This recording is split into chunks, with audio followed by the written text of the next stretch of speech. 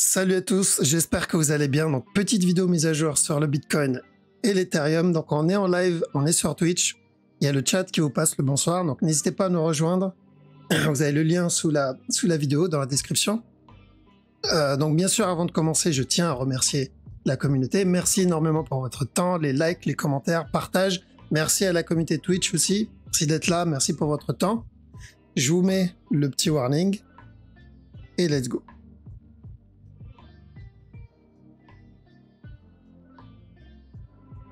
Ok, on va commencer par la crypto, donc Bitcoin. Donc la dernière analyse sur le Bitcoin. N'hésitez pas à regarder la précédente vidéo parce qu'on a abordé la grosse structure, mais on a abordé aussi le côté psychologie, mindset qui peut être vraiment important, surtout pendant cette période-là. Maintenant, sur la structure en interne, la direction est la même. On fait attention au running flat, c'est ce qu'on recherche parce qu'il a cassé le bas, il me semble le bas il est cassé. Donc nous, ce qu'on veut, c'est ce running flat et ensuite le retournement. Bien sûr, on fait attention au running en interne. Parce que, comme je l'ai dit, il peut donner d'abord un running là. Là, on a eu un petit push sympa. Donc si il pète pas stop, on pourrait avoir un drop encore, un up et encore la continuation. Donc s'il décide de faire une structure complexe, on risque de faire ça. D'accord? Si il fait une structure simple, dans ce cas-là, ça sera directement le gros C. Ok? Donc, même analyse, il n'y a pas grand-chose qui change par rapport à la précédente vidéo. Même direction, que ce soit sur du 1 heure ou sur du 4 heures. Des fois, voilà, faut juste patienter. Ça met du temps, des fois c'est chiant, mais faut juste être patient. Ethereum aussi. Donc, le but ici, c'est le régulier, parce que lui, je crois, il n'a pas cassé le bas. Et ensuite, le retournement. D'accord?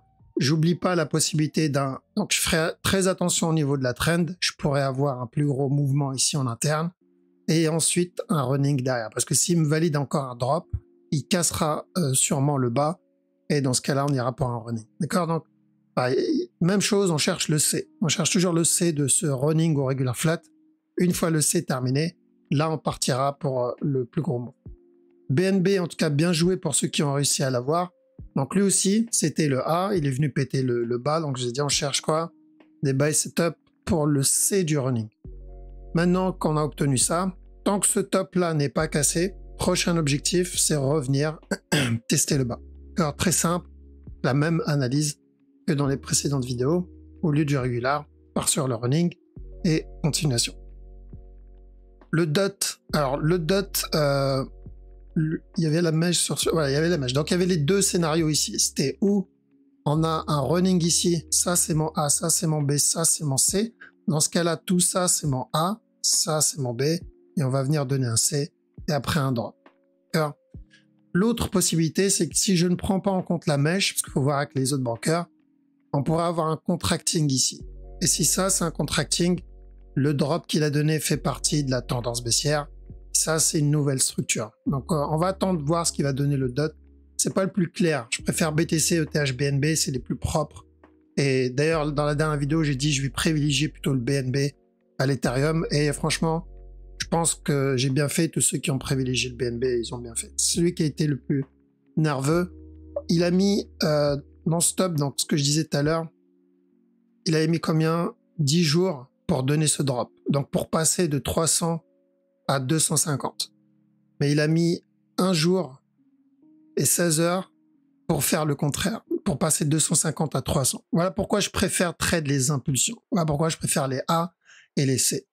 Parce que pour avoir le même pourcentage, la même amplitude, je mettrais 10 fois moins de temps ou des fois 2 fois moins de temps. D'accord? Donc c'est beaucoup plus rapide et je perds beaucoup moins de temps. Et plus intéressant aussi. Donc, prochain mouvement maintenant, c'est de partir chercher le C. EGLD, donc EGLD, il a commencé correctif ici. Donc, s'il range dans cette zone, l'objectif c'est ce C là. D'accord? Et ensuite un drop.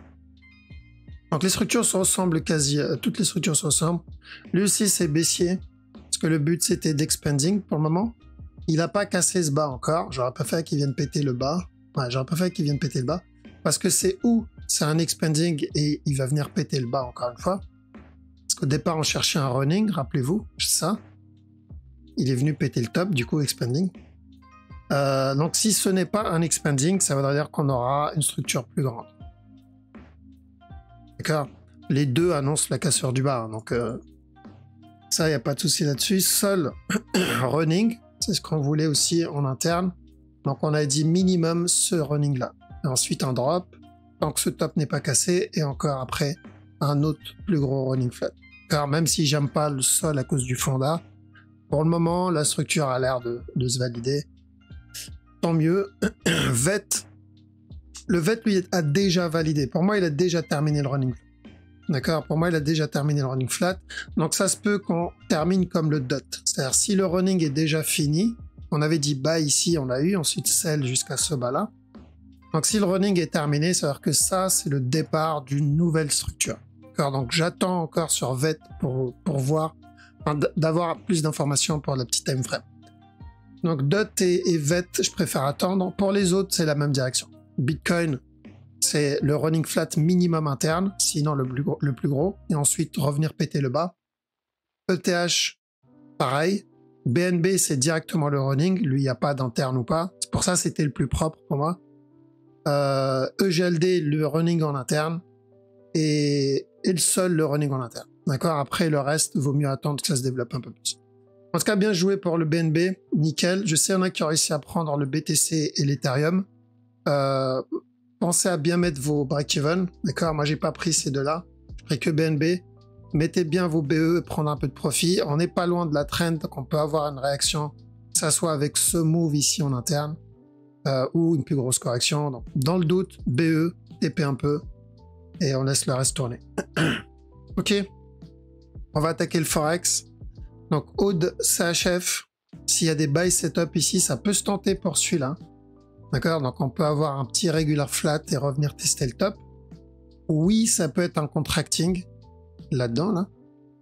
Si c'est un contracting, il donnera pas de buy setup, il viendra péter le bas direct. Alors, donc, c'est pour ça que je dis attendez le buy setup. Parce que si c'est un contracting, on n'aura pas ça. Et surtout, il a l'air de corriger là-dedans. Donc ça, c'est pas un buy setup pour le moment, ça pue le drop encore. Mais en termes de risk-reward, c'est plus intéressant de chercher ça plutôt que de chercher juste ça. D'accord? OGPY 4 heures, donc on va rader la plus grosse structure parce que c'est un petit moment on n'a pas radé. Donc c'est toujours pareil, on avait dit drop et ensuite buy. Objectif c'est ce top, c'est toujours la même. Donc une fois que cette structure est terminée, déjà premier TP là, deuxième TP là. Quand on essaye de terminer le running 4 heures, au USD, on toujours la correction qu'on veut. Pareil, si ça c'est la correction terminée, donc s'il vient péter le top, c'est qu'on aura une plus grosse plus tard. Car parce que ce n'est pas suffisant, c'est clairement pas suffisant. On veut cette grosse correction 4 heures, qu'on n'a pas obtenue encore. 4 CHF, en 1 heure, je m'attendais à un up d'abord, parce qu'il a corrigé ici, je m'attendais d'abord à ça, avant le drop. Il est venu péter le bas directement, donc je pars du principe que la correction, elle était là, d'accord? Voire même peut-être l'expanding ici. Sur le gros move, donc normalement, on est en sell depuis là, et TP ici, hein, juste pour info, ceux qui l'avaient pris. Et sur le gros move, je serais pas étonné de le voir repéter le bas.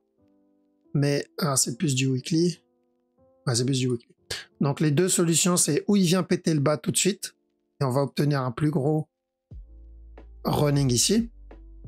Sinon, si c'est pas le C d'un running, c'est un A, et on aura un B d'abord. D'accord? Mais il n'y a rien qui m'indique le B qui commence encore. Donc, attention à ça. Attention au gros running là-dedans. CHF, JPY, 4 heures. Ok. Donc, même analyse que d'habitude. Ça peut être notre A. Notre B, il vient péter le top directement avant le drop, pour un plus gros flat. L'autre possibilité, c'est d'abord nous donner un running, un A ici, un B ici, un C ici, et ensuite venir péter le top. Donc ça n'a pas changé, toujours la même chose, on fait attention, s'il range ici, objectif c'est ce top là. Si il valide le running directement, objectif c'est ce top là. Alors, tant que ce bas n'est pas cassé, ce mouvement reste le plus correctif depuis stop. Donc on part pour un B. Fin de structure en approche pour au moins une correction ou un flag 4 heures, d'accord? Le gros move, pour rappel, on est venu péter ce bas-là. On avait dit quoi? Buy pour un running et ensuite drop pour revenir péter le bas. On a eu le buy, sauf que c'était pas suffisant pour le considérer comme le C d'un running. Donc, on est revenu péter le bas et on avait dit quoi? Buy pour ou ce running-là en interne ou le plus gros running ici et ensuite drop avant le retournement. S'il pète le top, ça sera une continuation. Donc, on a bien eu le up. Là, on le considère comme le up de ce running-là. Vu l'amplitude, on considère le up de ce running-là. Donc, l'analyse est la même. Tant que ce top n'est pas cassé, prochaine étape, c'est revenir tester ce bas. D'accord? Mais il n'y a absolument rien qui m'indique encore un drop pour le moment. Donc, est-ce qu'il peut venir casser le top daily? Là-dedans, là? Est-ce que lui, il peut venir casser ce top-là, ensuite corriger et venir péter le top? Oui, il peut le faire. Alors, il peut le faire, il peut nous faire ça. Mais pour ça, il a besoin de casser le top. Donc, ceux qui sont déjà dans le bail du C du running, il n'y a pas de raison de sortir ici. Mais c'est très important de prendre des profits ou de mettre un BE. Parce que là, je vois une fin de structure en préparation. D'accord? On peut avoir encore un drop, on peut avoir encore un up. Mais s'il traîne comme ça, on risque au minimum une correction. Ok? Donc, faites attention dans cette zone. Surtout à cause du running au-dessus. Le DXY, donc venir péter le bas, c'est l'objectif. On va venir péter ce bas-là. Euroad, attention au petit flat là-dedans. Là. Pour revenir tester ce top-là. Euro-Yen. Alors, Euro-Yen, il y a toujours la possibilité du running là-dedans. Là. Donc on a eu... Là, il n'a pas cassé ce bas. D'accord? On a eu ce top, il est venu casser le bas ici. Donc ça peut être le C, même s'il est très correctif, et revenir tester ce bas-là. Donc ça se tente. Si c'est le C et que j'ai des sell setup, pourquoi pas. Mais moi, je vais pas viser lui, je vais viser le running interne. Je vais viser ce running-là. C'est plus safe de partir sur ce running. D'accord? Parce que s'il me valide le running et qu'il continue à drop, tant mieux. Le mouvement est correctif. S'il se retourne, au moins, on a chopé ce morceau. C'est ce qu'on avait annoncé de toute façon dans les précédentes vidéos. Donc, minimum le running flat. Le move est correctif. C'est vachement correctif pour un C. Et c'est vachement correctif pour un A. D'accord? Euro NZD. Donc, ça a plutôt de l'interne parce que la grosse structure n'a pas trop changé. Qu'on avait vu un petit sell ici. Je sais pas si on l'avait vu en privé ou si je l'ai fait en vidéo sur YouTube. Mais l'objectif est atteint. Là, le prochain move, c'est de l'interne. Faire attention à ce A, ce B, encore un up et encore un push. D'accord? Tant qu'on n'a pas cassé un top précédent, on peut avoir encore une continuation. Euro USD, c'est 4 heures, on voulait la correction aussi. D'accord? Donc, je fais ça d'abord et ensuite la continuation. Ça, pour moi, ce n'est pas suffisant. Donc, je garde en tête le potentiel running là-dedans, même si on s'éloigne de plus en plus de ce running à cause de ce qu'il fait là-dedans. Si c'est un A, ça c'est un B, on aura encore un drop avant le up. Par contre, si on pète le top tout de suite et que ça, c'est notre flat, la structure 4 heures, on l'aura après. Parce que ce n'est pas suffisant. D'accord? Ce qu'on veut, c'est quelque chose de la même taille, voire plus grand que ça. Pour la continuation. D'accord? Donc, dans les précédentes vidéos, on avait dit on attend ça et ensuite un up. C'est toujours pareil. Et ce qu'il fait là-dedans, ce n'est pas vraiment suffisant en termes d'amplitude et de taille. Okay? Donc, on surveille cette correction, si elle se développe plus ou pas. GBP haute, c'est toujours la même direction. Donc, on a dit buy jusqu'au top. C'est toujours le même objectif. GBP CAD, donc on avait dit ici aussi d'acheter au moins jusqu'à ce top. Il peut donner une structure plus complexe, mais ça serait le même objectif. Donc, il est venu péter le top direct pour ça.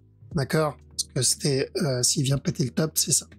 Donc, on garde en tête le running ici. C'est toujours, cette structure est toujours bonne, mais on n'oublie pas la possibilité que ça peut être un futur running aussi. D'accord? Et ça, c'est une structure interne. Ok? Donc, faites attention. Il n'y a pas de raison de sortir si on a pris le up. Par contre, il y a une bonne raison de monter les break-even à cause du potentiel running au cas où pour après la continuation. D'accord? Pour un plus gros move. C'est haussier. En tout cas, daily, voire weekly, c'est haussier. Ok, rappelez-vous cette flèche qu'on a mis un petit moment. Donc, on avait dit drop, Et ensuite, s'il vient péter le bas, le but, c'est d'aller chercher le C du running flat. Donc, long terme, c'est haussier. Attention, parce qu'il y en a des fois, ils s'excitent en mode, genre sur GBP/NZD, où on a annoncé potentiel flat ici. Donc, long terme, c'est revenir péter le bas. On a eu le drop ici, on a annoncé de la vente ici pour ce bas-là aussi. On a atteint les deux objectifs. Sauf que là, on a dit, si ce mouvement, c'est un regular flat, on aura un up jusqu'à ce top.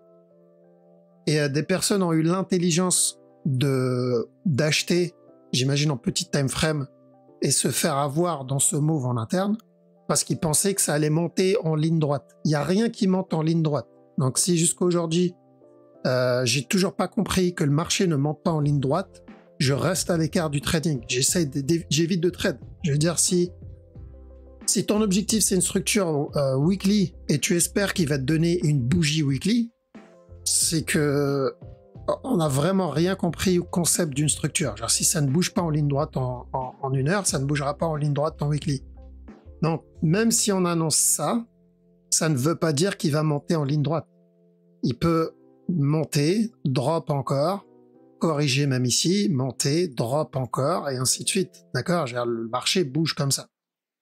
Donc, faire attention, on peut même avoir une plus grosse correction ici, un drop encore ici, avant le up. Donc, c'est pas je rentre en une heure en espérant choper un mouvement monthly, et dès que je me fais bouffer par les retracements et les corrections de 4 heures, je viens pleurer parce que le marché n'a pas donné l'impulsion que j'attendais en weekly.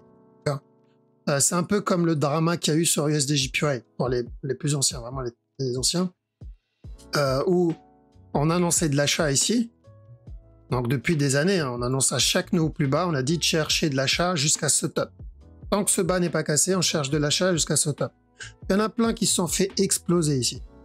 Il y en a plein qui se sont fait détruire ici. Pourquoi? Parce que ils rentraient sans money management, en mode all-in, en espérant que c'est ce bas-là qui va donner le up, ou c'est celui-là qui va donner le up, et ils se font bouffer à chaque fois. Est-ce qu'on a eu le up? Je veux dire, la personne qui a perdu son compte ici, parce qu'ils essayaient d'avoir le up, maintenant, il a loupé cette opportunité. Donc, faut pas oublier une structure weekly, ça met du temps. D'accord? Ça met du temps. Juste ce drop-là, cette correction, à partir du moment où on a commencé à annoncer de la vente, elle a mis, avant le up, 1029 jours. C'est du weekly. Donc, forcément, tu vas pas avoir l'impulsion tout de suite. Et GBP/NZD, c'est pas différent. Parce qu'il y en a qui sont fait, qui ont perdu leur trade ici, sur ce move. Ah oui. Tu vas pas avoir une seule bougie sur ton up. Ça n'arrivera pas. Très peu de chances que ça arrive. Il va falloir que vraiment il y ait un truc sur le fonda qui justifie ça. Mais je crois le dernier gros drop qu'on a eu, c'était le Brexit. Et tu n'auras pas tous les jours des Brexit. Donc, quand tu prends un mouvement en weekly, il va falloir un stop loss en weekly et un money management weekly. C'est pas tu rentres en une heure, stop loss une heure, et tu pries le dieu du trading pour choper ton mouvement weekly. Ça n'arrivera pas. D'accord? Donc la direction est la même.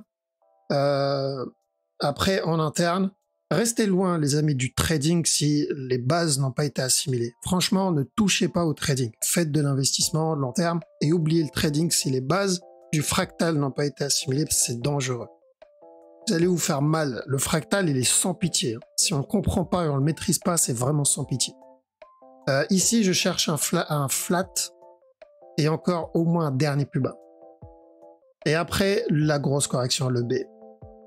GBP/USD, donc on avait dit de chercher de l'achat ici jusqu'au top. Le long terme, ça ne change pas, d'accord? C'est plutôt de l'achat. On avait dit de chercher de la vente ici, on l'a eu. Ça a mis du temps, mais on l'a eu. Je suis sûr qu'il y en a qui ont quand même réussi à perdre beaucoup d'argent sur ce drop. Parce que, encore une fois, toujours l'histoire du fractal. Mais le drop, on l'a eu. Maintenant, c'est le up qu'on cherche. Et je le dis, ce up-là ne va pas monter sans corriger. Comme ce up a corrigé, le plus gros va corriger. Car ça aussi, il faut le comprendre. Donc, en interne, prochaine étape maintenant, c'est d'attendre la correction. Alors, attention ici, moi je m'attendais à une plus grosse correction d'abord avant le up. Sauf qu'il est venu péter le top. Donc on fait attention, on peut avoir encore ça et au moins un dernier push. D'accord? mais à chaque nouveau plus haut, on fait attention à la prochaine correction. NZD CHF. Ok, donc lui, il a validé le top. Et je pense qu'on va revenir le casser encore une fois, au moins une dernière fois. Et on surveillera après. D'accord? Donc là, vaut mieux le laisser dans cette zone. Une fois le top obtenu, cassé, donc on avait dit de chercher de l'achat là-dedans. Maintenant que le TP est touché, vaut mieux attendre la suite. Parce qu'on a eu le mouvement 3 temps ici. Ça, on pourra avoir donc le flag ici et encore un push. Mais ça vaut pas le coup. Risk reward, il est dégueulasse. Ça c'est quoi? Ça c'est buy, toujours le même. Rappelez-vous, on avait dit drop, on l'a eu. Ensuite, on avait dit de l'achat jusqu'au top. On est dedans, on n'est pas loin de l'objectif. Donc l'objectif, c'est revenir tester ce top-là, même si en interne, c'était dégueulasse.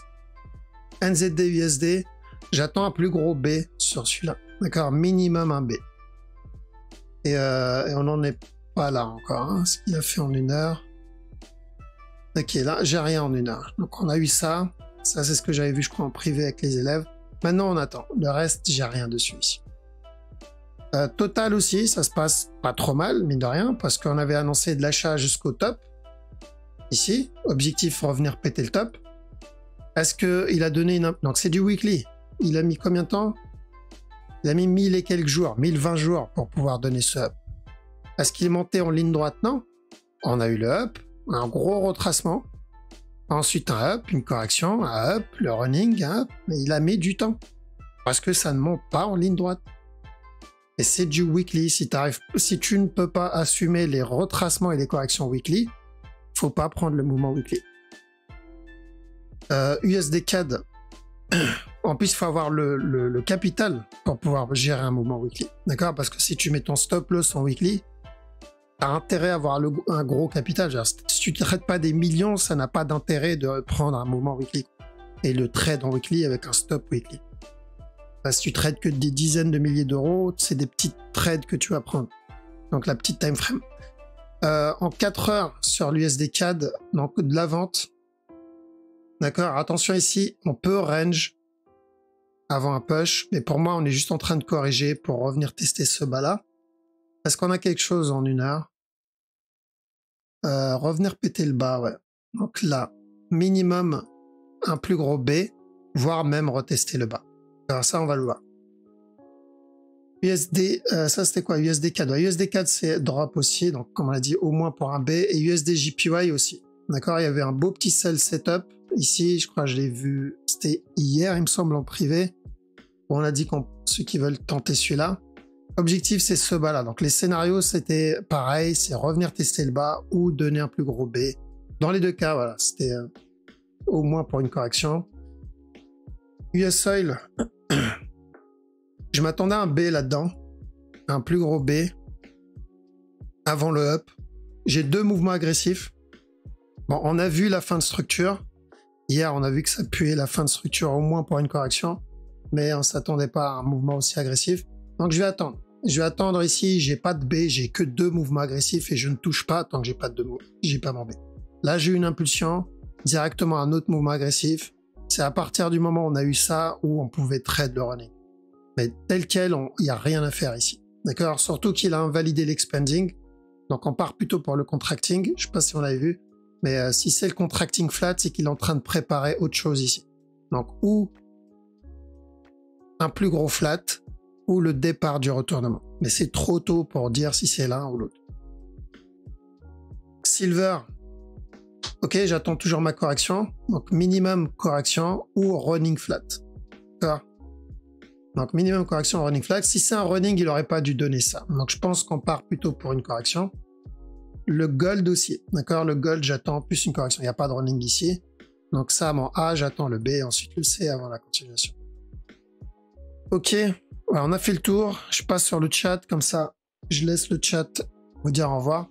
Donc, BTC, running, et ensuite drop. Ethereum, regular ou running, et ensuite le drop. 4 heures. Et BNB, attention au running. Donc, ceux qui ont pris le C du BNB, c'est le bon moment pour prendre des TP. Il n'y a pas de meilleur moment que maintenant pour prendre des TP sur un running. Une grosse partie des TP, je vais les prendre dans cette zone. Le reste, break-even. Et si j'ai des sell setup, pourquoi pas. D'accord? Sur le BNB, pourquoi pas? J'ignore sur les autres, mais sur le BNB, pas. D'accord? Bon les amis, je vous laisse ici. De toute façon, je vous dis à demain. S'il y a une mise à jour à faire, je la ferai demain. Passez une très bonne soirée. Je vous dis à la prochaine.